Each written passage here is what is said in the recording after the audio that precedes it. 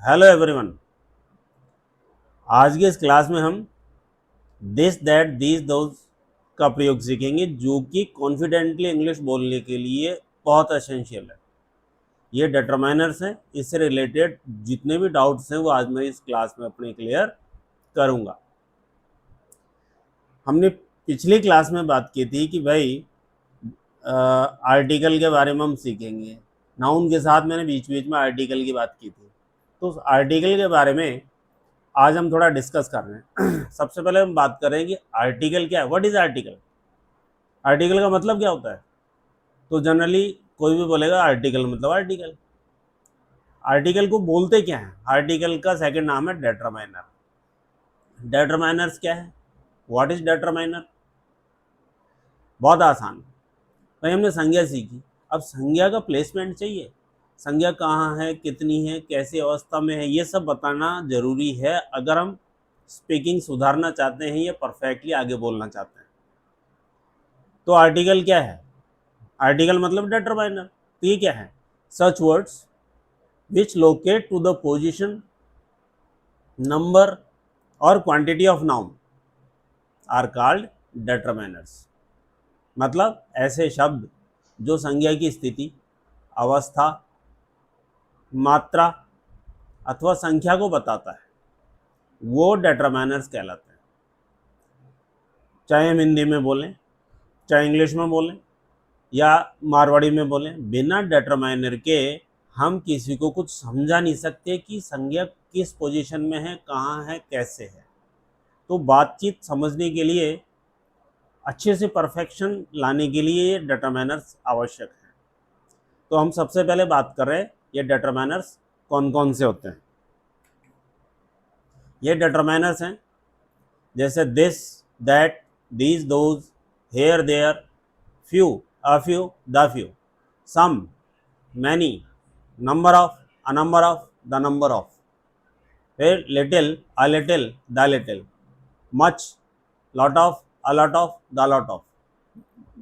फिर each, every, all, none, any, 1 2 3 4 100 1000 crore, कोई भी फिगर, कोई भी संख्या। और फिर लास्ट में आता है ए एन द। हमने आज तक ये ए एन द को ही समझा था और वो भी उटपटांग तरीके से समझा था। अब ये ए एन द क्या है, इसको हम विस्तृत रूप से पढ़ेंगे और इनके बारे में हम डिस्कस करेंगे। अब हम बात करें what is the use of this. This का प्रयोग कहाँ करें? आज हम पूछते हैं कि बताओ दिस का मतलब क्या होता है, दिस का प्रयोग कहाँ करते हैं। तो कोई भी बोलेगा दिस का मतलब यह होता है और फिर बोल देगा, एक सेंटेंस बोलेगा this is a book, this is a table, इस तरह से। हमें बात करनी है कि दिस का प्रयोग कहाँ करते हैं। What is the right use of this? This is determiner. It determines to the position of noun. Now what is this?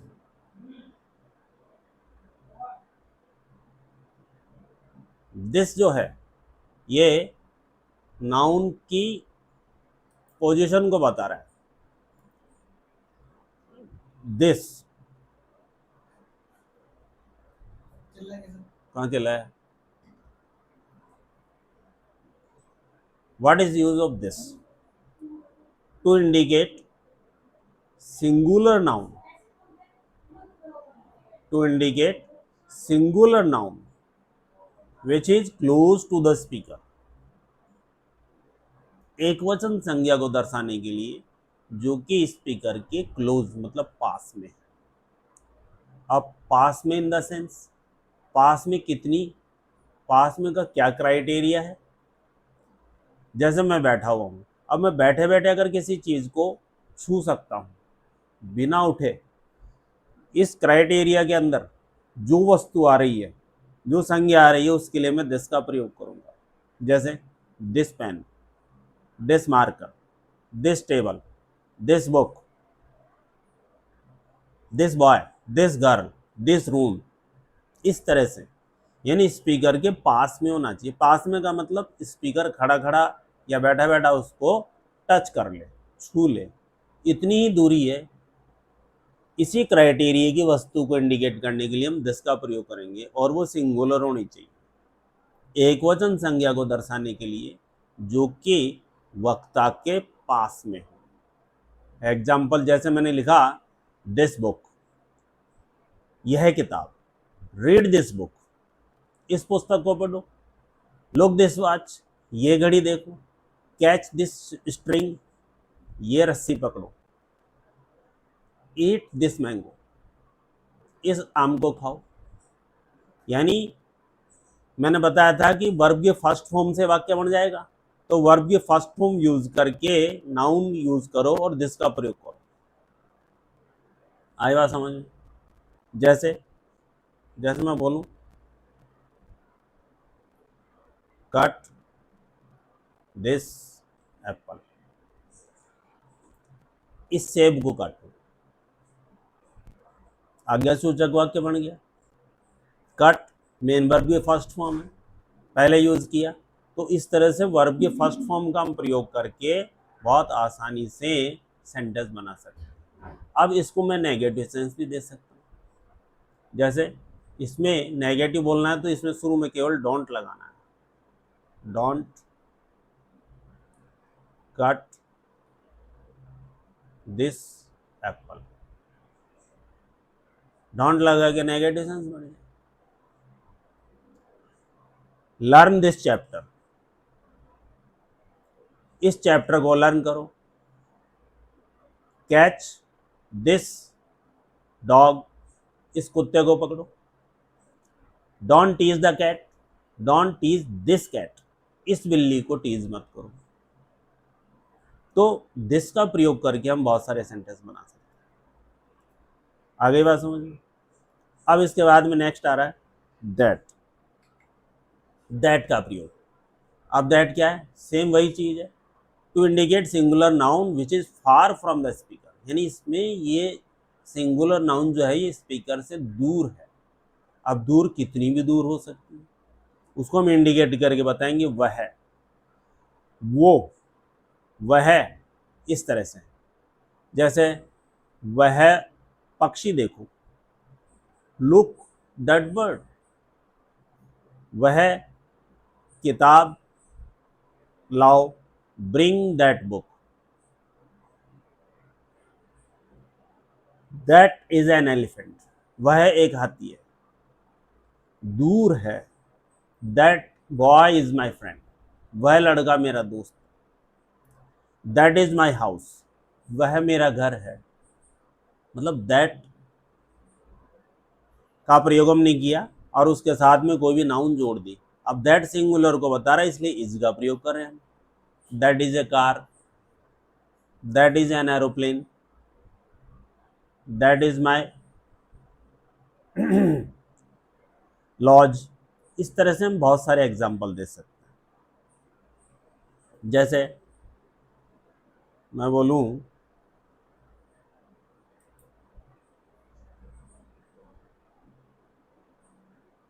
Don't touch that pain, don't touch that pain, उस पेन को touch मत करो, तो negative sense में बोल दिया।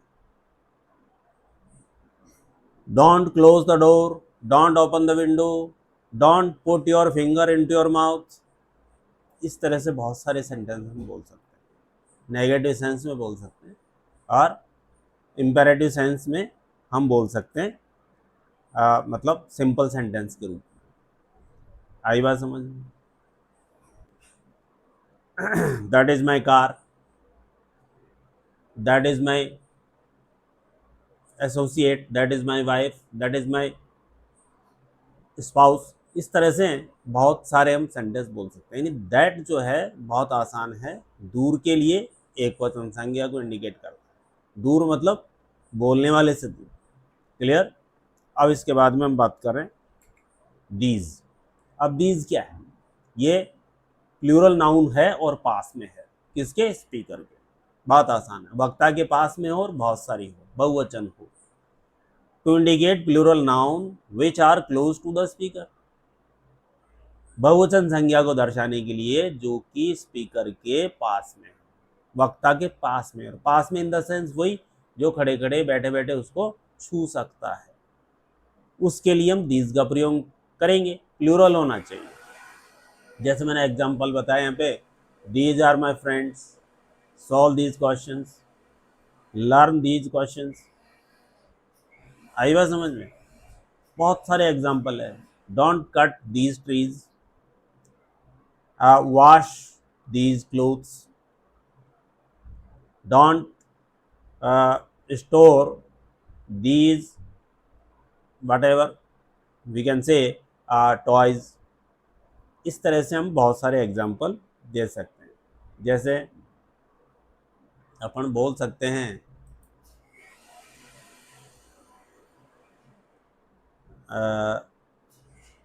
these are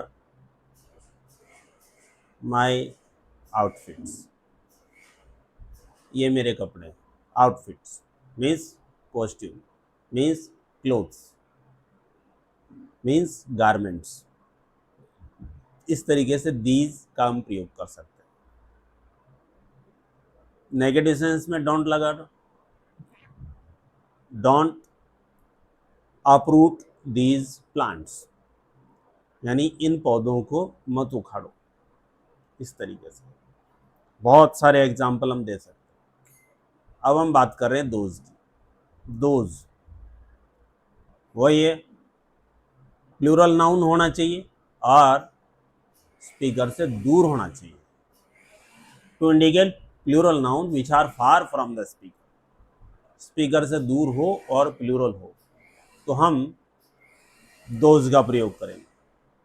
जैसे water those plants, उन पौधों को पानी दो। दोज आर योर टॉयज, वे तुम्हारे खिलौने हैं। जैसे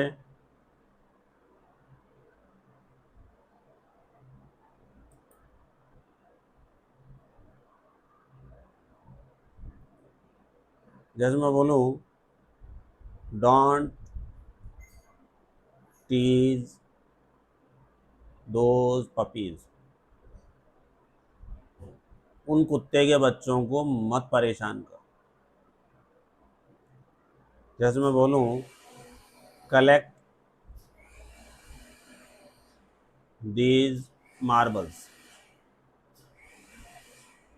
इन कंचियों को इकट्ठा करो। थ्रो दीज मार्बल्स आउटसाइड, इन कंचियों को बाहर फेंक दो। आई बात समझ में?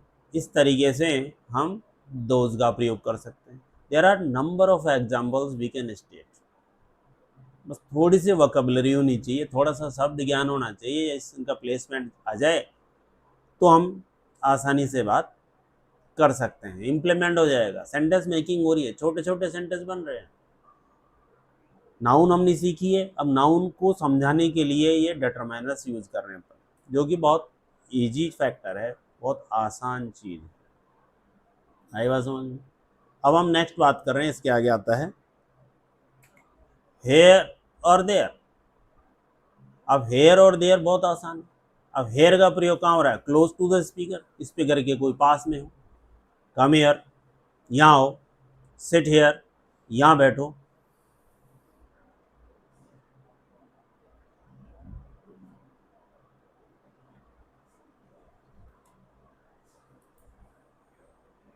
जैसे पुट योर लगेज हेयर, अपना सामान यहाँ रख दो। Here, here is a lion, यहाँ एक शेर है। अब जरूरी नहीं है कि ये हेयर के लिए सिंगुलर का प्रयोग करते हैं, आप प्लूरल का प्रयोग भी कर सकते हैं। Here are your, here are your tools, ये आपके टूल्स हैं, औजार हैं। तो हेयर का प्रयोग जनरली हम यूज कर सकते हैं। Here is a table, here is a book, here is a lake, here is a sea, whatever. Don't sit here, don't put your luggage here. आई बात समझ में? इस तरह से हेयर बहुत आसान है। फिर हम बात कर रहे हैं देयर की। फार फ्रॉम द स्पीकर, स्पीकर से दूर होता है। देयर का मतलब वैसे वहाँ, हिंदी में बोलें तो जैसे वहाँ टोकरियाँ हैं, there are baskets, there are your baskets, वहाँ तुम्हारी टोकरियाँ हैं। देयर आर योर यूटेंसिल्स, वहाँ तुम्हारे बर्तन हैं। देयर इज एन अम्ब्रेला, वहाँ एक अम्ब्रेला है। There is a lake, there was a lake, वहाँ एक लेक थी, अब नहीं है, पास्ट में बोलते हैं। There was a shrine, there was a shrine.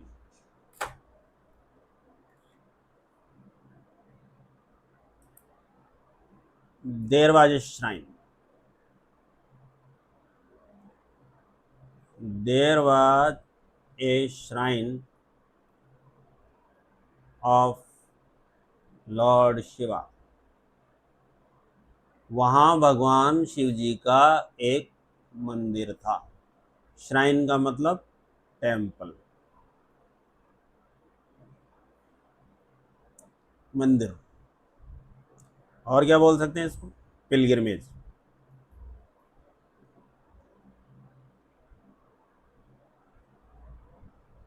Pilgrimage, temple, shrine मतलब मंदिर, तीर्थ स्थान। देर का प्रयोग कर दिया हमने। आई बात समझ में? इस तरह से हम बातचीत कर सकते हैं बड़े आसानी से। तो फिर से रिपीट कर रहा हूँ मैं, this, that, these, those, here, there, ये केवल 6 डिटरमाइनर की हमने डिस्कस किया। ये 6 डिटरमाइनर जो है जनरली डेली रूटीन की बातचीत के लिए बहुत एसेंशियल है, बहुत ज़्यादा उपयोगी है। इनका हम आसानी से यूज कर सकते हैं। ठीक है, अब आगे के जो डिटरमाइनर्स हैं वो नेक्स्ट वीडियो में हमें मिलेंगे।